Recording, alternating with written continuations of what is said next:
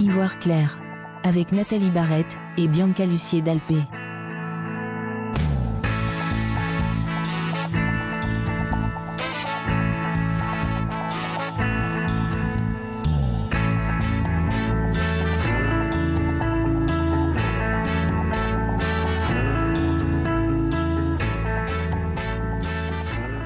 Salut Bianca! Bonjour Nathalie! Alors, je vais commencer raide aujourd'hui.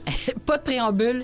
Bianca, j'ai une question indiscrète pour toi. Est-ce que tu es maman? Non, j'ai pas d'enfant. Non, OK. Non. C'est la vie qui fait que t'as pas eu d'enfant. Exact. OK. Et puis, est-ce que tes parents, toi, ont une déficience visuelle? Non, mes parents, les deux, voient très bien. OK. Parce que tu vois, aujourd'hui, on parle de parentalité.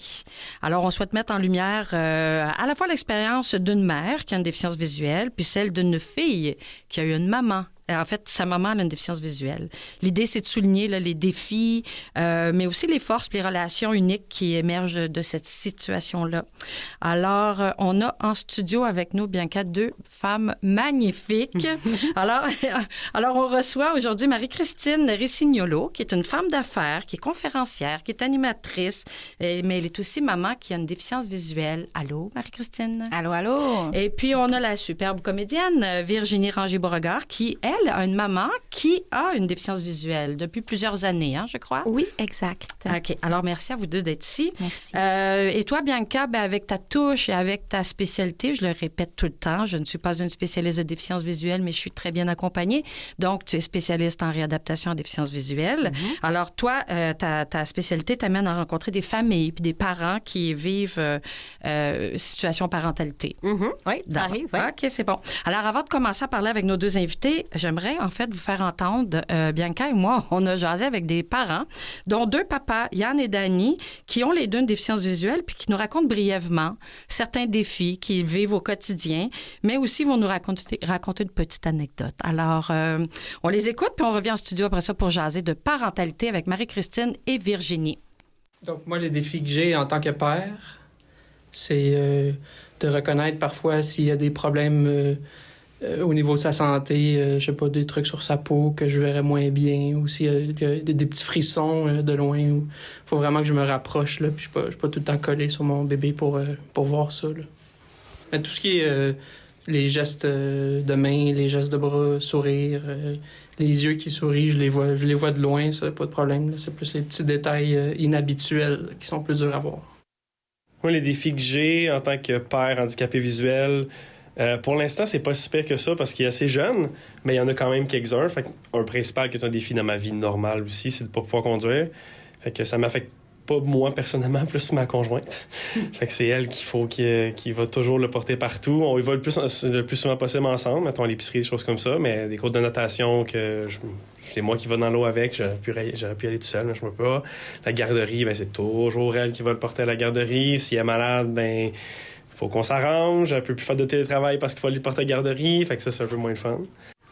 Ouais, je dirais quelque chose de positif, c'est que c'est vraiment moins pire que je pensais. Je suis capable de voir tout ce qu'il fait, toutes ses sourires, je vois pas assez mal pour le perdre de vue. Je me sens à l'aise dans les magasins à le suivre, puis à pas le perdre de vue quand il se promène, puis tout ça va bien. Puis jouer avec, ça va super bien. Puis justement, ça va tellement bien qu'on en entend deuxième. Fait qu'on a hâte de le rencontrer.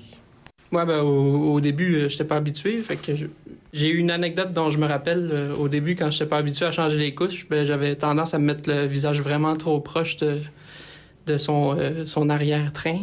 Puis à un moment donné, il a décidé de faire un petit caca. Ça m'a presque touché au visage. Ça passait à quelques cheveux de ma bouche. J'ai une anecdote assez intéressante. Vu qu'on n'était pas certain que mon problème de vision c'était transmissible ou pas, on suit un peu qu'est-ce qui se passe. Je pense qu'il y avait peut-être 8-9 mois, puis c'était clair qu'il était correct parce qu'on était assis sur le sofa, on regardait par la porte patio, il me pointait quelque chose, j'étais comme non, il y a rien. J'étais allé voir de plus proche. Il y a peut-être quelque chose, je suis pas sûr. Finalement, j'ai forcé les yeux. Il y a un écureuil. Ben oui, il avait raison, il l'a vu à l'autre bout, puis moi, il a fallu que je me force pour voir qu'il y avait quelque chose. Fait qu'il est correct. Qui sont sympathiques. Merci à vous deux, les garçons. Alors, tout d'abord, Marie-Christine, peux-tu nous parler, quelle est ta déficience visuelle? Oui, ben moi, je suis non-voyante. Je vois plus de l'œil droit. C'est dû à un glaucome congénital, en fait. Là. J'ai perdu la vue à 30 ans. Donc, j'ai seulement la perception lumineuse de l'œil gauche maintenant. Quand tu étais jeune, est-ce que tu voyais un petit peu ou tu étais malvoyante? Oui. Ah non, je suis née... la maladie, elle a été détectée quand j'avais 4 mois. J'ai eu plusieurs chirurgies qui ont sauvé ma vue pendant toutes ces années-là. Donc, moi, j'ai eu mon permis de conduire. J'ai travaillé comme serveuse pendant mes études universitaires. Jamais ma vision avait été un obstacle là, avant 30 ans. OK. Aïe. OK, puis c'est à 30 ans que finalement ta santé oculaire s'est détériorée parce que tu as subi une greffe de cornée, c'est tout ça? Ah oui, un paquet de chirurgies, là. Je les compte plus. Beaucoup de chirurgies, puis il y a eu beaucoup de complications, puis les hausses de pression, parce que le glaucome, c'est ça, c'est de la pression dans le globe intraoculaire, puis à force d'avoir trop de pression, ben c'est le nerf optique qui est compressé, puis à un moment donné, il n'y a plus de connexion qui se fait au cerveau. Quelques mois ou c'est arrivé d'un coup? Ou... sur 18 mois. Sur 18 mois. Hein? Il faut savoir aussi que le glaucome congénital, écoute, c'est une maladie oculaire qui affecte environ un enfant sur 10 000. Ton enfant a aussi une déficience visuelle. Oui, c'est très rare. Oui, Liam aussi, malheureusement, est né avec cette maladie. Pour l'instant, il voit seulement d'un œil, mais c'est ça. Pour l'instant, il fonctionne très bien. Puis heureusement, il peut profiter de sa vision. Génial. Virginie, oui. Toi, tu es voyante. Moi, je suis voyante. Mais c'est ta maman qui a une déficience visuelle. Oui. Qu'est-ce qu'elle a comme déficience visuelle? Donc, ma mère a la rétinite pigmentaire. Donc, c'est un handicap. En fait, elle a perdu graduellement la vue au courant de sa vie. Donc, quand elle était enfant et jeune femme, elle voyait bien. Au début de sa vingtaine, si je me souviens bien, elle a commencé à percevoir des changements au niveau de son adaptation, l'adaptation de l'œil lorsque on est dans le noir, ainsi que la périphérie. Ce sont dans le fond les deux principaux symptômes. Là. Donc, elle s'est mise à percevoir des changements, puis c'est ça, elle est allée faire des tests et tout, puis elle a compris qu'elle avait ce handicap-là. Ses 3 frères ont la même maladie. Puis c'est arrivé donc graduellement. Fait que moi, quand j'étais jeune, ma mère voyait avec une certaine restriction, donc elle ne conduisait pas parce qu'évidemment, la périphérie en voiture, c'est ultra important.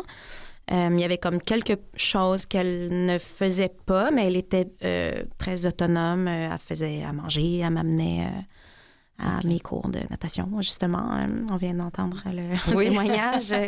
Mais tu sais, dans le sens qu'on marchait dans la rue ensemble, elle me faisait traverser. Tu sais, je n'étais pas en danger comme enfant. Et elle non plus n'était pas en danger comme femme, sauf que c'est ça. Au courant de sa vie, il y a des périodes où c'était un petit peu plus stable. Il y a des périodes où, pendant quelques années consécutives, ça a beaucoup diminué d'un coup. Fait que c'est instable. Puis c'est ça, graduellement, en fait, elle est devenue complètement aveugle. Là, ça fait quelques années qu'elle ne voit plus du tout. Tu disais dans la soixantaine à peu près. Oui, elle est devenue complètement aveugle. Est-ce que tu vivais à ce moment-là chez tes parents quand c'est arrivé? Non, mais tu sais, même mes derniers moments de cohabitation avec eux, sa vue, c'était quand même beaucoup dégradé. Là, il en restait encore, comme on dit. Mais j'ai quand même pu observer beaucoup de changements au quotidien. Puis non, quand c'est arrivé, quand elle est arrivée à la cécité complète, je n'habitais plus avec elle, mais on se voit quand même assez souvent, donc j'observe. Sens-tu qu'en tant que maman, elle avait des défis, même si elle avait un choc dans la famille? Bien, c'est étrange parce que le fait que ça a été aussi graduel, c'est un choc tout aussi important, d'après moi, mais différent que quelqu'un qui perdrait la vue plus soudainement. Je pense que dans les 2 cas, c'est de l'adaptation, mais je dis pas qu'un est plus intéressant que l'autre, là, évidemment.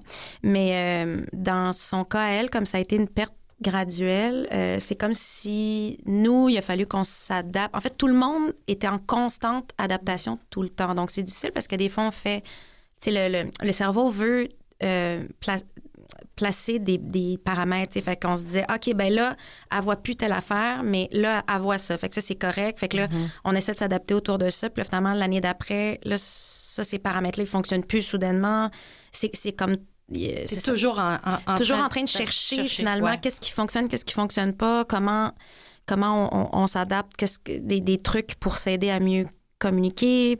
C'est ça. Puis ce qui fonctionnait à un certain moment ne fonctionne plus un peu plus tard. Fait que voilà. Est-ce que tu as l'impression que tu arrivais à imaginer comment ta mère voit, comment elle voyait? Est-ce que tu pouvais avoir une idée ou c'était difficile à imaginer? Bien, j'imagine que on ne le saura jamais vraiment. Je pense qu'il n'y a rien comme le vivre, évidemment. Mais ben, c'est sûr que, comme je disais, que c'est surtout la périphérie. En fait, c'est ça. C'est la périphérie qui part en premier. Fait que c'est comme si toute la vision se dégradait sur le côté jusqu'à devenir comme une vision un peu comme dans un tunnel. Puis ce tunnel-là va se rétrécir au fil des années jusqu'à devenir comme un tuyau de plus en plus petit, jusqu'à qu'il n'y ait plus rien, finalement. Et cela dit, ce qui se passe dans le fameux tunnel, cette vision-là n'est elle-même pas si claire, je pense. Okay. Je pense que c'est pas une délimitation ronde, parfaite. C'est comme grignoté, là, un peu. Je pense qu'il y a beaucoup de zones. C'est ça. Marie-Christine, toi, les grands défis que tu rencontres en tant que maman, c'est quoi? Les grands défis... Ouais. Ben, je veux dire, c'est parce que moi, ça fait 6 ans là, que j'ai perdu la vue. Je me suis comme un peu habituée. Ben, en fait, en ce moment, c'est plus les travaux scolaires. Faire les devoirs, c'est compliqué pour moi. Mm-hmm. Puis c'est sûr que aller le conduire à l'école aussi, c'est compliqué parce que son école est quand même située assez loin de chez moi. Donc ça, c'est moins évident. Donc c'est un défi. Liam, il y a des gouttes aussi à mettre dans ses yeux. Donc le matin, j'ai besoin d'aide pour lui donner ses médicaments. Mais sinon, on fonctionne relativement bien. Là, justement, c'est adapté, puis on a des moyens. Puis toi, quand tu as perdu la vision, ton fils, il avait quel âge à ce moment-là? 2 ans. 2 ans, ouais. OK. Donc, c'est sûr, au début, c'est le bout le plus difficile parce que c'était tellement de choses à apprendre. Comme Bianca, t'es bien placée pour comprendre. On a tellement besoin d'aide. Tout est à reconstruire, là. C'est une adaptation totale. Puis en même temps, moi, j'avais le défi d'être mère aussi en même temps que je devais m'habituer à cette nouvelle vie-là. Mais c'est ça. Est-ce que tu as eu le deuil de te dire, ben oui, je vais grandir, il va grandir à mes côtés, mais je ne le verrai pas. Est-ce que tu as eu ce deuil-là à faire? C'est le deuil de ne pas le voir à son bal définissant, voir... tu n'as pas eu ce deuil-là à faire? Bien, c'est sûr que des fois... c'est sûr qu'il y a de la tristesse dans chaque moment important. Mais en même temps, tu sais, le fait d'être à ses côtés, je veux dire, ça a tellement de valeur que... C'est un privilège. Ben oui, tellement. Je me souviens avoir comme ressenti une tristesse la première fois qu'il est entré dans l'autobus scolaire, là, quand il est rentré à la maternelle. J'étais comme, oh mon Dieu, j'aurais pas cette image-là. Tu sais. Mon père était à côté de moi, puis il me décrivait la scène. Puis là, j'avais des larmes qui coulaient. Il dit, il te fait tata. C'est beau, ça. C'est beau. Mais Bianca, on en a souvent parlé... tu sais, des fois, tu me dis, parce que quand on jase ensemble, Bianca, des fois, elle me dit, je peux pas voir si tu souris. Des fois, tu peux pas... En fait, tu n'as pas conscience de le contact visuel. Le contact Fait que donc, en tant que maman avec enfant, tu l'as pas, le contact visuel. Tu peux pas voir, Bianca, la peine sur le visage de ton enfant. Tu reconnais pas ça. S'il te le dit pas, tu le sais pas. Moi, Bianca. Bianca. Ben moi, j'ai pas d'enfant. C'est des gens que tu rencontres. Qu'est-ce que tu entends? Ben, c'est drôle parce que, comment je peux dire, pour moi, j'ai une déficience visuelle de naissance, contrairement à Marie-Christine. Donc, pour moi, je le vois pas comme une perte parce que j'ai l'impression que je le sens. Puis là, comment je le sens, c'est presque métaphysique, j'ai aucune idée comment je le sens, mais pour moi, les émotions, je les perçois comme des vagues. Fait que quand quelqu'un est triste, c'est comme je vais percevoir la tristesse. Si quelqu'un est anxieux, si quelqu'un est pressé, je le sens, mais je le sens pas sur le visage. Fait que, je veux dire, pour moi, c'est juste que je perçois l'émotion d'une autre façon. Fait que c'est pas comme... L'énergie, presque. Ouais. Exact. Je pourrais pas dire souvent, c'est que je la sens. Fait que je pense, avec l'expérience, avant, je pensais que c'était mes émotions, mais avec l'expérience, maintenant, je comprends que c'est l'émotion des autres personnes, tu sais. Fait que c'est presque un super pouvoir, en fait. Wow. Oh là! Je sais pas si... Ben, je pense que ça doit être équivalent à quelqu'un qui voit avec ses yeux. J'ai l'impression que c'est juste peut-être que j'ai aucune idée comment je le fais. Peut-être que j'écoute la voix puis que je le perçois comme ça. Je le sais pas. Est-ce que toi, Marie-Christine, ça fait ça pour toi aussi? Des émotions des autres ou des enfants? Oui, mais c'est sûr que je suis plus, plus sensible aux voix des gens. Puis maintenant que je suis plus stimulée par ma vision, j'ai l'impression que si quelqu'un me partage ses peines, je suis 100% avec la personne. On les perçoit quand même, les émotions. Mais Liam est jeune encore. Donc, est-ce que tu le sens quand tu as de la peine? Est-ce que tu le vois? Oui, c'est mon enfant. Je veux dire, je l'ai tricoté. Je veux dire, il me cache quelque chose, je le sais. Puis il est comme, comment tu sais que j'ai caché tes clés? Je te connais. Des fois, je vais lui dire, hey, j'aime pas le chandail que tu portes, tu changes ton chandail. Comment tu sais? C'est moi qui plie ton linge, c'est pas mal d'affaires, tu peux pas m'en passer. Il comprend pas. Tu n'as pas fini ton assiette. Comment tu sais? Il s'essaye. Oui, il sait. Ouais. Il s'essaye. Puis toi, par rapport à ta mère, Virginie, est-ce que ta mère est capable de détecter comment tu te sens quand tu la vois ou tu lui parles beaucoup? Avez-vous une grande, grande et belle communication? Oui, on se parle beaucoup, mais ma mère pose des questions aussi. Comme je disais tantôt, ça aussi, ça fait partie quand même de l'adaptation. J'ai l'impression, autour de la table, moi, c'est ça, dans ma famille, ça a toujours été comme le souper, ça a toujours été un moment important parce qu'on reste longtemps. De pas... Il y a des choses quand même qu'elle perçoit pas, parfois des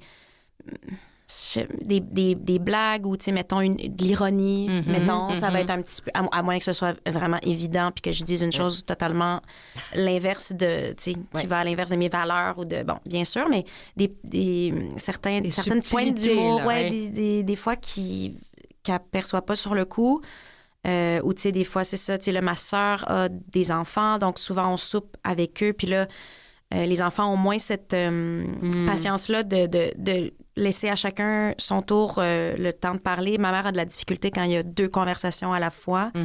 C'est comme si ça se mélange, puis elle a de la difficulté à comprendre ce qui... Est-ce que tu veux intervenir? Elle a de la difficulté des fois à comprendre ce qui appartient à quoi.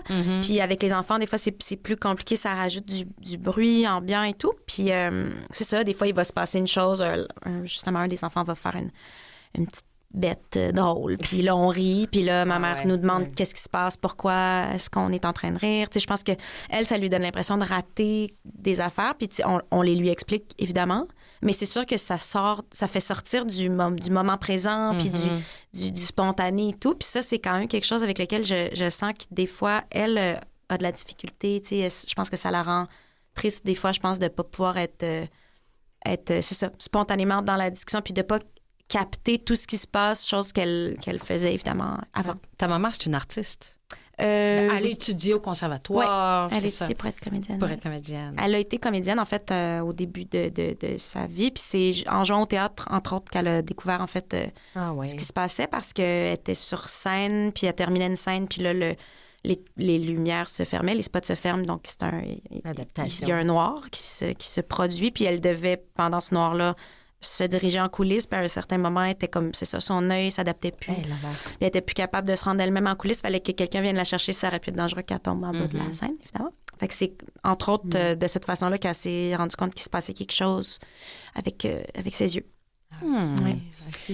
Et toi, tantôt, Marie-Christine, tu parlais du chandail que tu pliais, de Liam et tout ça. Au quotidien, ça ressemble à quoi, ta vie? Ta journée, mettons, une journée type de Marie-Christine, ça ressemble à quoi? Parce que tous les petits trucs aussi que tu utilises pour t'aider dans ton quotidien. À quoi ça ressemble? Mais c'est très animé, mon quotidien, avec un jeune enfant. Puis c'est... Comment dire? C'est comme... Je fais mon possible, mon fils fait son possible, puis... T'as un amoureux qui t'aide? Oui, on n'habite pas ensemble, par contre, mais j'ai beaucoup d'aide, tu sais, j'ai ma famille qui est proche de chez moi, j'ai des voisins aussi extraordinaires, j'ai des amis qui habitent pas loin, le père de Liam, il habite à 2 coins de rue de chez moi, fait que ça c'est très aidant, fait que, parce que je suis consciente, justement, des défis, puis aussi de l'énergie que ça demande. Puis, heureusement, on vit dans une époque où la technologie est tellement aidante pour des personnes qui vivent avec un handicap comme le mien. Je veux dire, je peux faire FaceTime n'importe quand ça va pas. Je me sens en sécurité, je sens que on s'est construit une vie qui fonctionne bien. Tu sais. Ben, il n'y a jamais rien qui est parfait, mais quand même, tu sais, mon appartement est tout adapté. Je suis pas là à cuisiner des ossobuco à chaque soir. Je fais des plats simples. Mais tu sais que Marie-Christine, il n'y a rien. C'est ça. Puis ça aussi, je suis consciente de ça. Fait que, juste heureuse de pouvoir...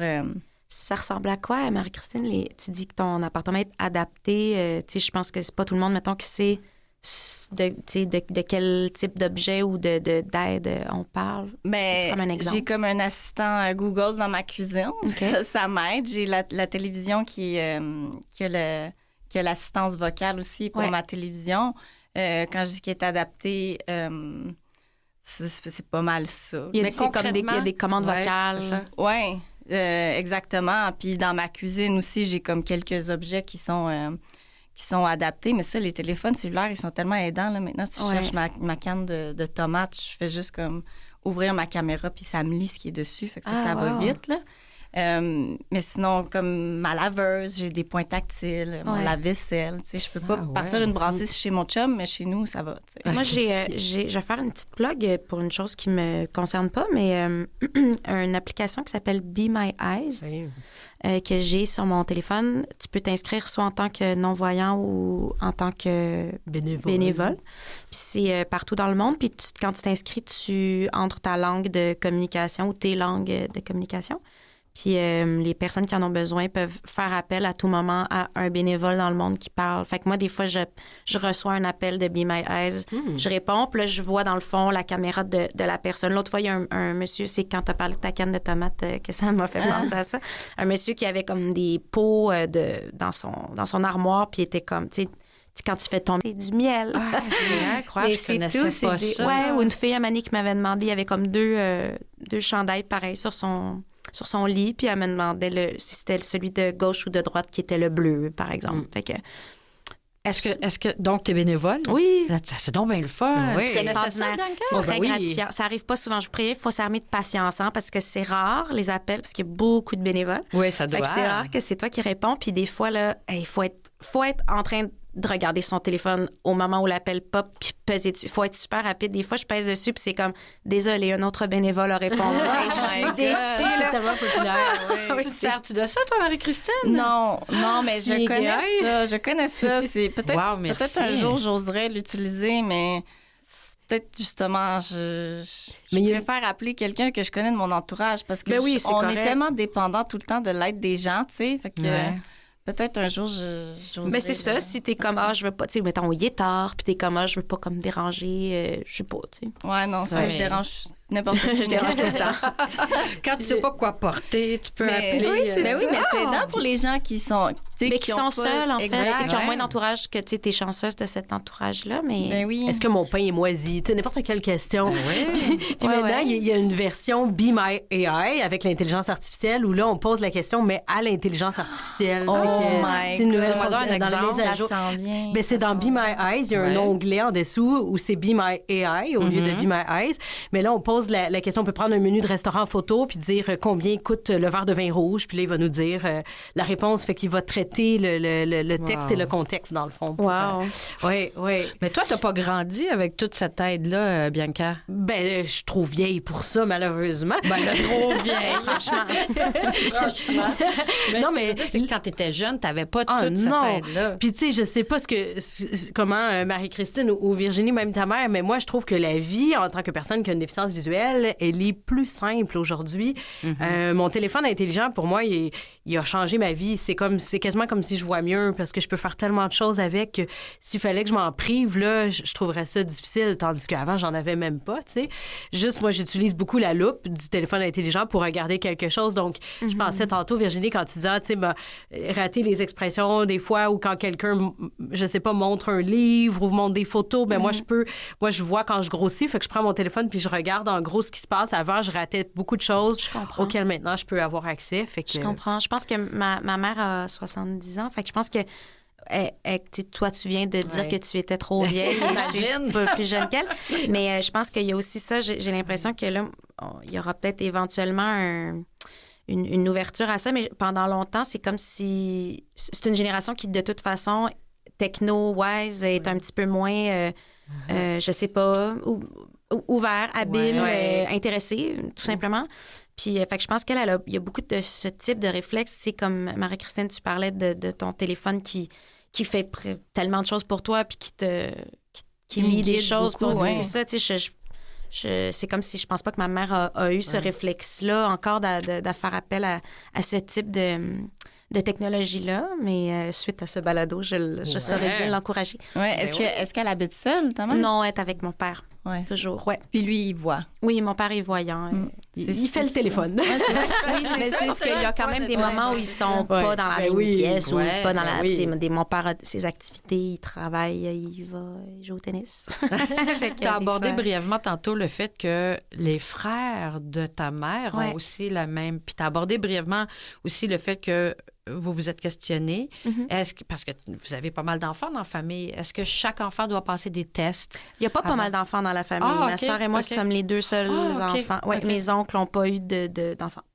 Donc, ma soeur et moi, on est les deux seuls. Puis là, elle a des enfants, puis pas moi. Donc, elle a, vérifié ça avec ses propres enfants pour être certaine. Mais c'est pas, c'est pas comme épidémique, là. Non, effectivement. Puis, mais c'est ça. Sauf que mes oncles ont pas tous le même... j'ai l'impression que la dégénérescence n'est pas faite au même rythme pour tout le monde. Je pense qu'il y a des de ses frères qui ont perdu la vue plus vite, plus jeunes, d'autres que ça a duré un peu plus... en tout cas, mon oncle François, qui est le plus jeune des 4 enfants, est encore super autonome, super... Peut-être qu'il s'est développé... C'est ça aussi, c'est qu'on ne sait pas, est-ce que ça vient avec... est-ce que plus tu te développes d'outils, est-ce que plus tu essayes de faire des choses malgré ton handicap, est-ce que dans le fond, ça te garde plus... Est-ce que c'est une question d'âge? Est-ce que, on le sait comme pas, là? Chaque déficience... Excuse-moi, Non, j'allais dire d'ailleurs ton oncle François. Oui, que vous connaissez tous. Mais il travaille ici. Oui. Qu'est-ce que tu allais dire, Bianca? Non, mais j'allais dire, chaque personne qui a une déficience visuelle, moi, quand je commençais à travailler, je pensais que c'était pareil. Tout le monde qui avait une déficience visuelle, telle maladie, c'était la même chose. Mais c'est ça. Il y a vraiment des variantes d'une personne à l'autre. C'est incroyable, oui. Oui. Oui, mais c'est ça, j'ai de la misère avec ce mot. Dégénérescence. C'est ça. Et non, dégénération. Une très bonne chanson de mes aïeux. Oui, effectivement. Varie d'une personne à l'autre, et selon la déficience visuelle aussi. Oui, exact. Alors, on va aller à une courte pause. On va reprendre un peu notre souffle et puis on va continuer notre conversation avec Marie-Christine et Virginie et toi, ma belle Bianca. À tout de suite. À tantôt.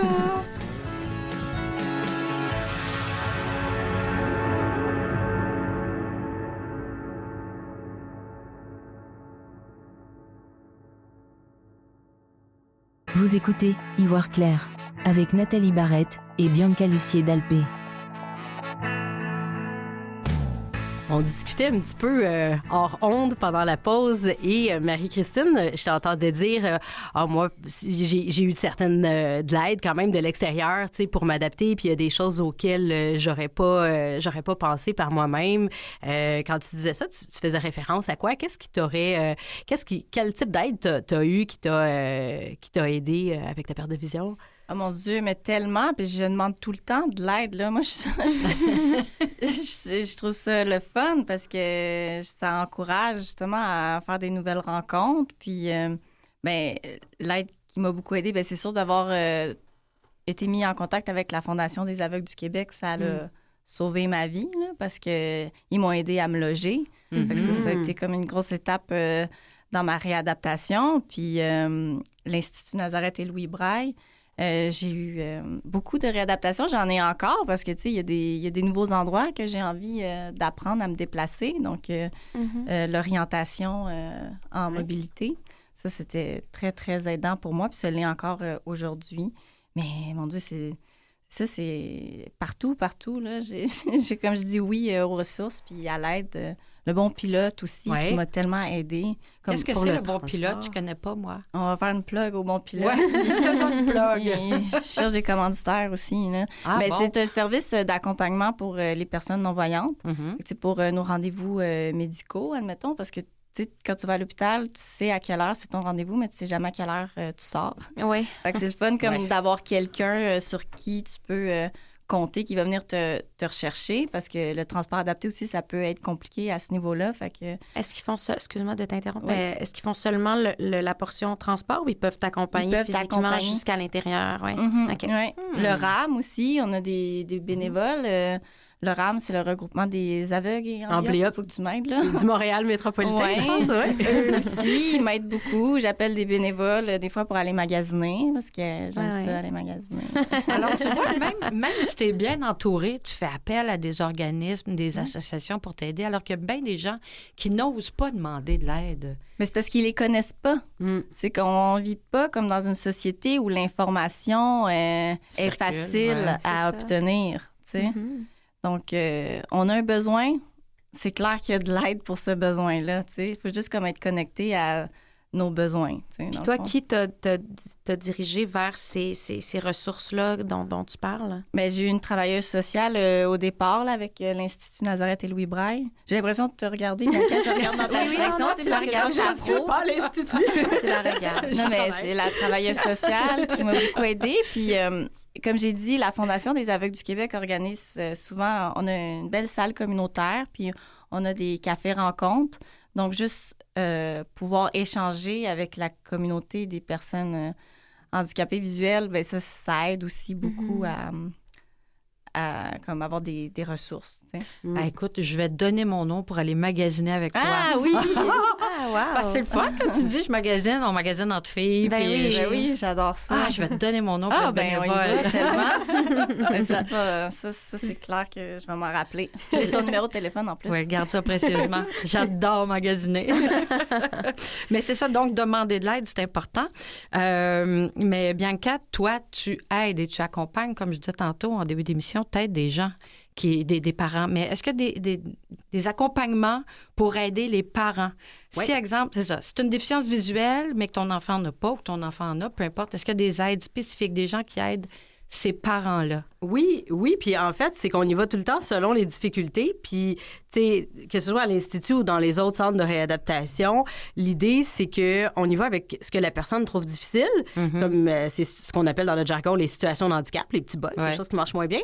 Puis, on tient compte de la personne. Fait que si, par exemple, la difficulté, c'est, je ne sais pas, moi, changer les couches, ben ça pourrait être tel type de professionnel qui va... Ça serait pas moi, d'ailleurs. Là, je pense que je viens de penser à Dani avec son anecdote de couche tantôt.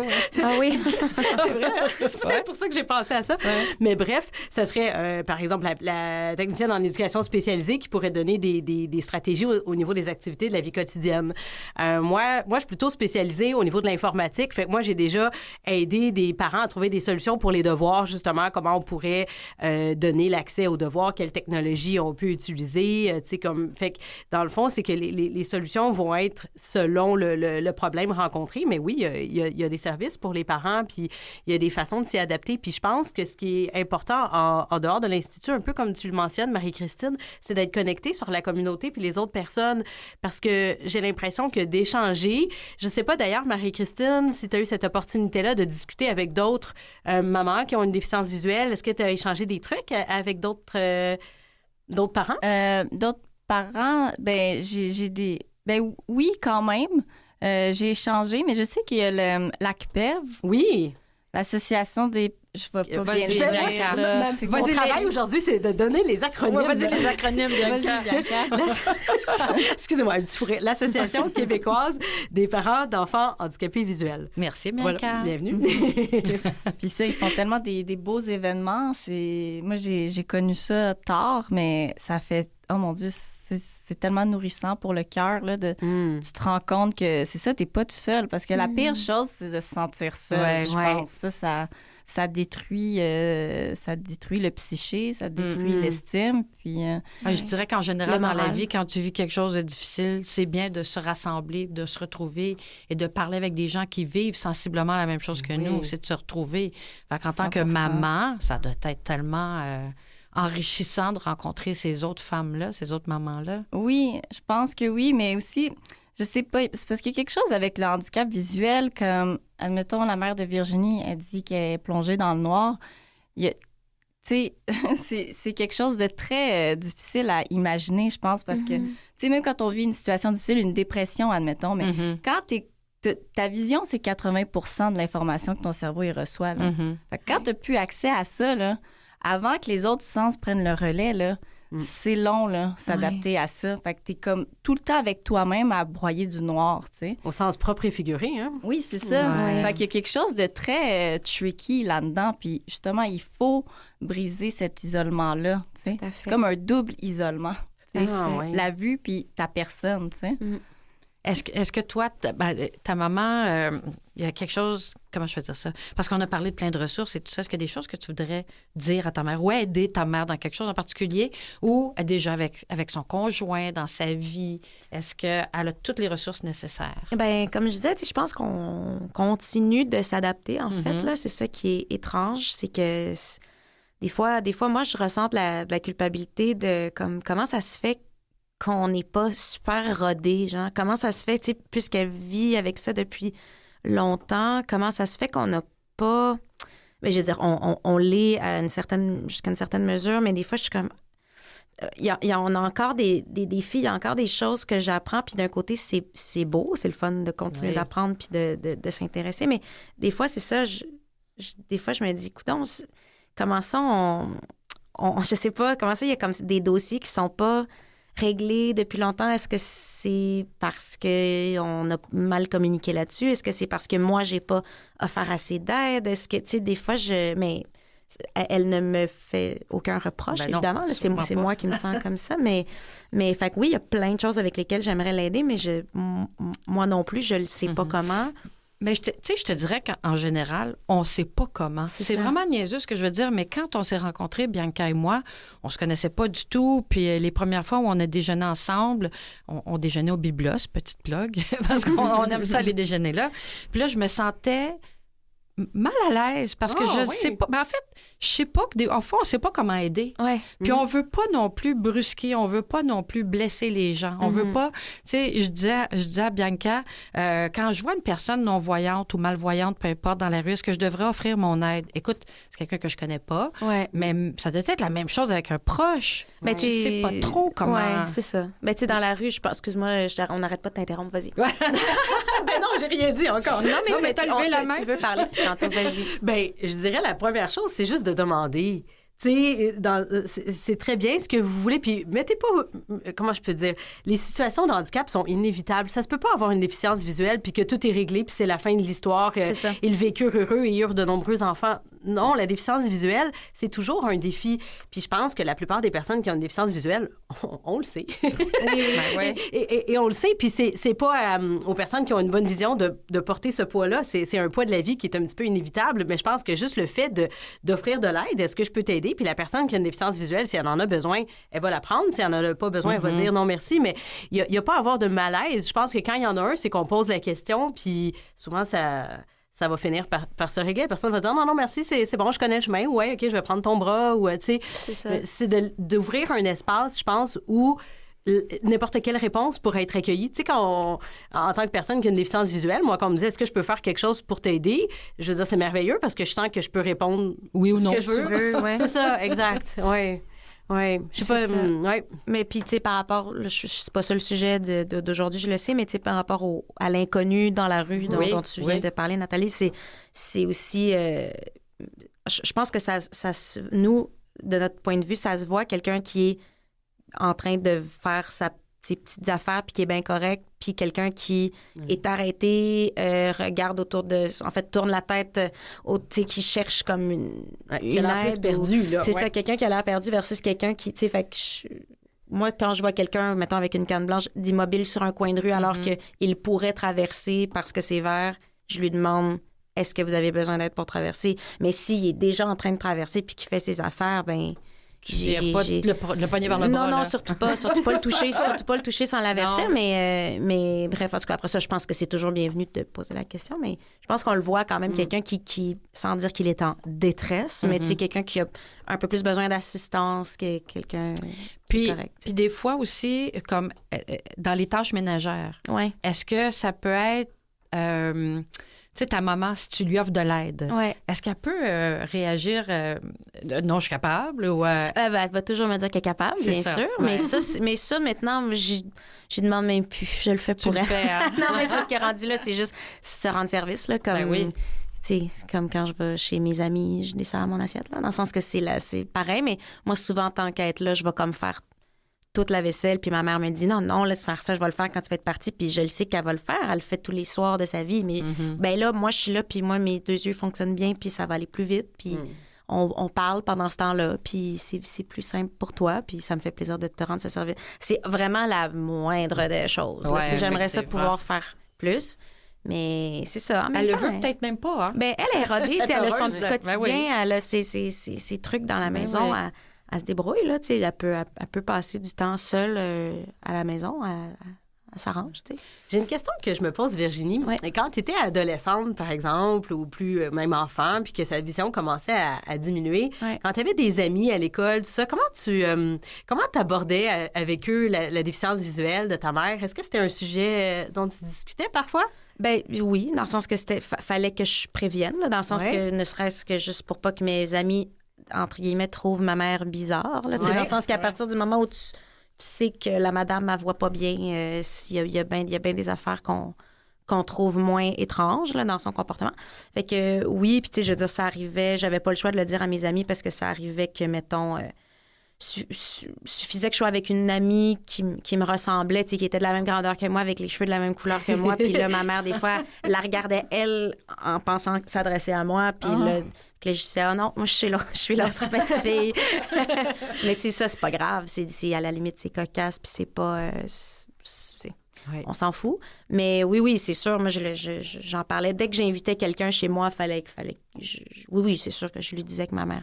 Puis est-ce que tu as dû réfléchir à comment je l'explique, à comment... Non, pas vraiment. non? Tu sais, pour moi, c'est pas, évidemment, c'est pas une honte. Hein. Ouais, C'est non. vraiment juste la vie. Puis c'est triste, mais surtout, on vit avec. Puis tu sais, on allège le plus possible cet ouais. aspect-là de sa vie. Fait que... C'est intéressant parce que les gens qui ont une déficience visuelle, on doit apprendre ça. Comment j'explique ma déficience visuelle, puis à quel moment je le dis, Ouais. comment je le dis. Mais tu étais un peu dans la même situation. Mais pour toi, peut-être qu'il y avait moins la charge émotive parce que pour la plupart C'est ça.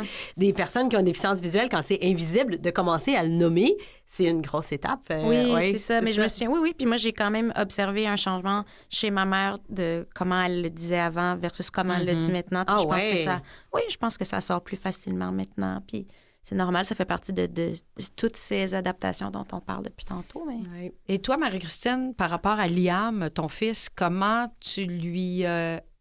parce que, bon, il y a 8 ans, 7 ans, il est en âge de comprendre. Comment tu lui as annoncé que tu étais non-voyante? Ben, ça s'est fait naturellement. Là. Il y avait 2 ans, il s'en rappelle pas que Ouais, je c'est voyais.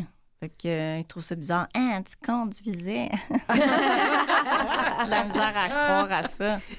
Mais, tu sais, je sais pas, quand vers, je sais pas, 4 ans peut-être, il a comme compris que...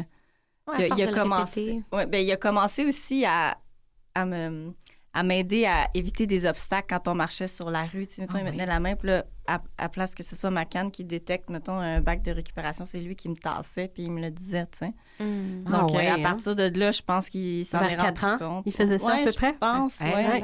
OK. Puis, je pense aussi, avec ses amis, tu sais, il va le dire des fois comme... Ah oui, mes amis me demandent pourquoi tu as un bâton. Puis Un bâton. Ta mère, elle se promène avec un bâton. Pourquoi qu'il y a des lunettes fumant dedans tout le temps? Ouais, c'est ça. Puis, mais, tu sais, moi aussi, ça m'est arrivé là, de faire un câlin à Éloi, là, à la place de... Ben oui, C'est comme... Non, ça, c'est Lauralie. C'est drôle parce que moi qui est de l'autre côté, qui était un enfant, quand j'étais jeune avec une déficience visuelle, je me suis déjà trompée de parents. Ben oui! c'est cute. C'est drôle. Mais les amis de Liam, est-ce qu'il y en a des amis qui ont des déficiences visuelles? Non. Ou il est dans un univers où il n'y a pas un enfant qui a une déficience visuelle? Oui, non, il va à l'école régulière. Mais tu sais, Wow. c'est sûr, on vit dans un monde de voyants. Fait que l'idée, c'est de s'adapter dans Bravo. le monde dans Ouais. lequel Ben on oui. vit. Mm. Mais non, il fait ça super bien. Puis il y a vraiment une bonne école, super ouverte d'esprit. Puis non, comme ça se fait bien, mais en même temps, tu sais, je sais pas c'est quoi ce que le futur nous réserve. Là. Des fois, c'est sûr, ça m'angoisse un peu de me dire comment, tu sais, en grandissant, les enfants, ils vont réagir parce que tu veux pas être différent quand tu es jeune. Ouais. Mais bon, je sais que, tu sais, qu'il a commencé à se faire jouer des petits tours, là, des fois. Là, ses amis ils disent « Ah, ça, c'est de la limonade », puis il donne un V8. Là, Bon, ça au moins, c'est pas trop dangereux. Ça a commencé. Est-ce qu'il te joue des tours à toi? Ah ben oui, tout le temps. C'est comme quoi? Ben, comme j'ai dit tantôt, il va me cacher. Ouais. Ben là, ça, c'est fini, là, tu sais. Il a compris que c'est pas le fun de faire ça, mais quand il était plus petit, c'était les biscuits qui partaient beaucoup trop vite. Tu sais, j'ai juste 2. Là, je me suis dit, ah, la boîte est vide, c'est bizarre. Mais Est-ce que toi, Virginie, quand tu étais enfant, as-tu déjà comme fait des petites choses comme ça, des petits oh maman elle va pas voir, tu sais, j'ai un tatou, je vais me faire tatouer. Ah, mon Dieu, non, j'ai pas de tatou. J'ai pas de tatou. Non, pas vraiment. En tout cas, pas que je me souvienne. Tu sais, je pense que je cachais des choses à mes parents comme tous les enfants, mais pas spécifiquement parce que ma mère voyait pas. Tu sais, je pense que j'ai déjà... Oui, tu sais, en fait, c'est drôle parce que des fois, c'est plus maintenant, des fois, dans les réunions de famille, souper de famille, moi, je prends beaucoup de photos, vidéos de mes neveux, nièces, tout ça. Puis, de plus en plus, je me dis, j'ai aussi envie d'avoir des souvenirs de mes parents, tu sais. Fait que des fois, je filme, mettons, mes parents. Puis là, mon père, lui, il voit très bien. Puis des fois, j'oublie, je me dis, mais ma mère, elle sait pas. Puis tu sais, je mets ça nulle part, là, sur aucun réseau. C'est vraiment des souvenirs très personnels, juste comme... Puis je suis comme, c'est vrai, tu sais, comme des fois, j'y pense pas, mais elle est pas consciente que je suis en train de... Ah, tu lui dis pas? Ben, je lui dis. Mais tu sais, ouais. ça change rien, mais c'est ça. Parce qu'on c'est aime bien le savoir. Ben Quand on est filmé. Mais c'est parce qu'on s'en rend même pas compte. C'est juste que tu te tournes vers la personne, puis elle a son téléphone levé, puis là, ton cerveau comprend que c'est ça qui se passe, puis ça n'a pas besoin d'un grand préambule, là, mais c'est juste que elle, c'est sûr qu'il faut que je fasse comme je suis en train de récolter des souvenirs. Donc, sache-le.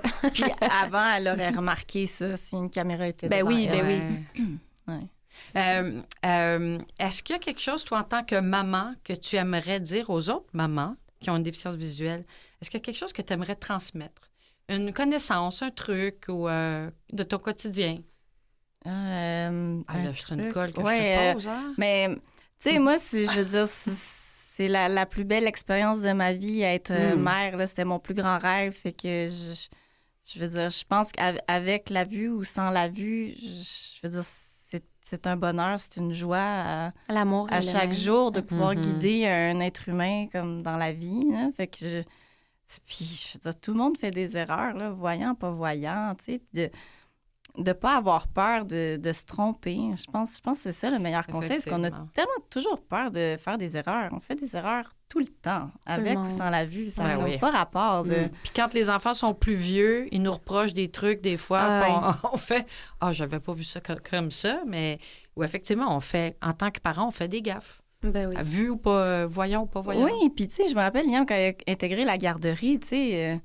c'est arrivé qu'il y avait du Nutella dans le front, là, tu sais, puis que l'éducatrice a dit « Oh, il a mangé des toasts au Nutella! » J'ai comme « Regardez, j'ai fait mon possible. » Ah oui, je l'ai mal nettoyé. Ben, il est arrivé comme le visage un peu sali, là. Mais, désolée. Il a mangé, tu sais. Puis toi, en tant que fille d'une maman qui a une déficience visuelle, est-ce que tu aurais un conseil à donner à des femmes, des filles?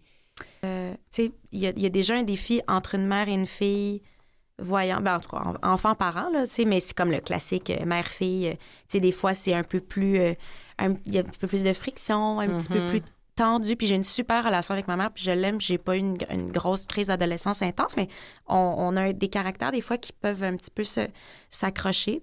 Puis ça a été long pour moi de départager ce qui est juste comme naturel de notre relation selon nos caractères. Puis ce qui était comme un peu, moi, de l'impatience, je pense. Comme ado ou comme, en tout cas, jeune adulte, des fois, elle répétait des affaires en lien avec le fait qu'elle a un problème de vision. Puis là, moi, j'étais impatiente de ça.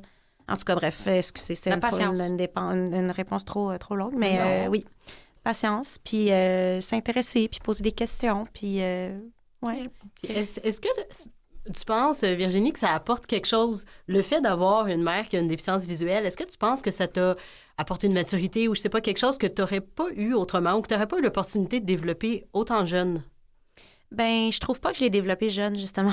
C'est ça un peu mon regret. Tu sais, je trouve que ma mère a beaucoup voulu... tu sais, elle a beaucoup de fierté, puis elle a jamais voulu renverser les rôles avec nous. Elle a voulu rester comme la mère. Donc, elle voulait, oui, qu'on prenne soin d'elle, mais jusqu'à une certaine mesure quand même. Ça fait que longtemps, dans ma tête, ma mère, elle se débrouillait, ce qui était vrai. Mais donc, je pense que ça fait que ça a été long un petit peu avant que je me dise que je pouvais peut-être lui rendre la vie plus facile, plus simple. Puis c'est un mélange, je pense, entre elle, ce qu'elle dégageait puis ce qu'elle nommait, puis moi, puis nos caractères, un peu comme je disais tantôt. Mais, fait que là, maintenant, depuis quelques années, je réalise plus, puis comme je vous dis, je suis plus patiente, puis je me mets plus dans sa peau. J'arrive plus à me mettre dans sa peau, sans savoir exactement ce que c'est, évidemment, mais j'aurais aimé faire ça plus jeune, je pense. Y penser plutôt. Ouais. Ah, écoute, je voudrais qu'on termine avec un petit segment sympathique. Alors, je vais vous poser une question. Vous allez me donner 2 mots, 2 choses. Donc, les 2 choses que... Les 2 mots qui décrivent le mieux ta relation avec ta maman. Tendresse et écoute. Et toi, Marie-Christine, avec ton fils? Les 2 mots... Qui décrivent mieux ta relation avec Liam. J'aurais le goût de dire humour. Oui, hein? Et amour. Puis ça se ressemble. Ouais. Je vais avec Je vais te poser la question à toi aussi. Je m'attendais pas à ça. Non, Voilà, relation avec tes parents? Oui, 2 mots qui décriraient bien. Ouais. Hey, hein? Profiter de la vie. Puis, rire, je pense. OK. Oui. OK, l'humour. Alors, 2 choses que tu admires profondément chez ta mère. Sa résilience et sa curiosité. C'est une femme qui s'intéresse à beaucoup de choses. Elle écoute les nouvelles tout le temps. Elle est curieuse, intéressée à apprendre toujours. Alors, toi, Marie-Christine? Ce que tu admires de Liam? Oui, ça va dans le même sens que Virginie. Moi aussi, c'est le courage de mon fils parce qu'il a vécu beaucoup de choses depuis sa jeune vie. Puis son intelligence aussi. C'est un petit gars tellement curieux. Il est fascinant. C'est bien chouette. Tu l'as dit tantôt, je pense, par exemple, mais 2 leçons importantes que ta mère t'a transmises. On l'a-tu dit? Ben, en lien avec son handicap visuel? Ou ça peut être juste une. Je sais pas. Développer ta patience aussi. Ouais, mais ça, c'est plus moi qui a découvert ça avec moi-même. C'est pas tellement elle qui m'a, mettons, dit « sois plus patiente », mais... Mais quand tu l'observais, mettons, est-ce qu'il y a des choses qu'en la regardant faire, les choses en la voyant se débrouiller, est-ce qu'il y a des choses que ça t'a appris? Oui, ben je dirais... Sûrement la résilience encore. Ben oui, c'est ça, c'est que ça rejoint. C'est parce que j'essaie de trouver d'autres mots que résilience. On l'aime, le mot résilience. C'est parce qu'il englobe tellement de choses. Fait qu'un jour dans la vie, si tu as à vivre une épreuve, tu vas repenser à tout ce que ta mère a vécu. Fait que ce mot-là est tellement important. La résilience, il faut tous les jours, on est toujours résilient par rapport à une situation, une dépression, un deuil. Il faut continuer à avancer dans la vie. C'est ça, oui. Et toi, par hasard, Marie-Christine, aurais-tu un mot à ajouter à ça par rapport à une leçon importante que Liam, malgré son jeune âge, t'aurait transmis? Ben, c'est que la vie, elle vaut la peine d'être vécue, hein? Puis que, je veux dire, tu sais, le bonheur, ça vient aussi en faisant l'expérience du malheur, en quelque sorte, là, tu sais. Effectivement. C'est ça, un peu. Avant de se quitter, je voudrais qu'on parle rapidement de ton livre. Parce que écoute, on a Ma vie dans le noir. Parle-nous brièvement de ce que c'est. Bien, en fait, c'est un témoignage de ce que j'ai vécu. Donc, c'est une biographie qui a été publiée en 2022. Donc, c'est ça. Puis comment le livre est composé, là, on me suit, tu sais, c'est une journée dans la peau d'une non-voyante. Donc, on comprend mieux comment ça se passe au quotidien avec Liam, dans ma routine, puis comment j'en suis venue à perdre la vue, dans le fond. Puis, donc, c'est ça. C'est pour les curieux de comment ça peut se passer une vie quand on voit pas. C'est un peu ça que j'avais envie de livrer pour moi. Ça m'a fait du bien de publier ce livre-là, mais aussi, c'était comme pour expliquer à mon fils un peu ce qui était arrivé. Je voulais qu'il sache. Puis les gens, justement, ils sont curieux, ils veulent savoir, puis c'est un peu une façon de sensibiliser les gens, de donner de l'information, parce que c'est vrai que les gens sont maladroits, ils veulent aider, ils savent pas comment faire, donc c'est la raison de ce livre. Donc, c'est Ma vie dans le noir, qui est publié aux éditions Saint-Jean. C'est publié depuis 2022. Je suggère aux gens de l'acheter. Et tu es très active sur tes réseaux sociaux. Merci beaucoup. Ben, j'essaie. Ouais. En tout cas, moi, je suggère aux gens, je suis allée flirter sur ton site Internet. Wow. Donc, Marie-Christine Ricignolo. .com. Oui. Donc, tu as des super photos de toi, puis t'es conférencière aussi. Les gens peuvent aller... Ouais, les gens peuvent aller réserver tes conférences. Oui, exactement. Donc, dans tes conférences, tu parles de ta vie, de ta déficience visuelle, de ta résilience et tout ça. Oui. Puis on peut me suivre aussi sur Instagram. Puis Facebook, c'est un peu rendu on y va moins, mais regarde, ça existe pareil. Ça, c'est la preuve que je suis vieille. Mais non. C'est pas bien, voyons donc. Hein? Non, c'est le monde Suivez-nous sur Facebook. Alors, je vous remercie beaucoup, Virginie Ranger. Merci beaucoup. Ranger Bourga, faut pas que je prie ton deuxième nom. Marie-Christine Ricignolo, merci beaucoup. Merci. Bianca, c'était super le fun. Encore un beau show. Puis on se retrouve la semaine prochaine où on va parler d'activités sportives et les déficiences visuelles. Alors, merci à vous. Bonne semaine. Salut, bonne semaine. Merci beaucoup.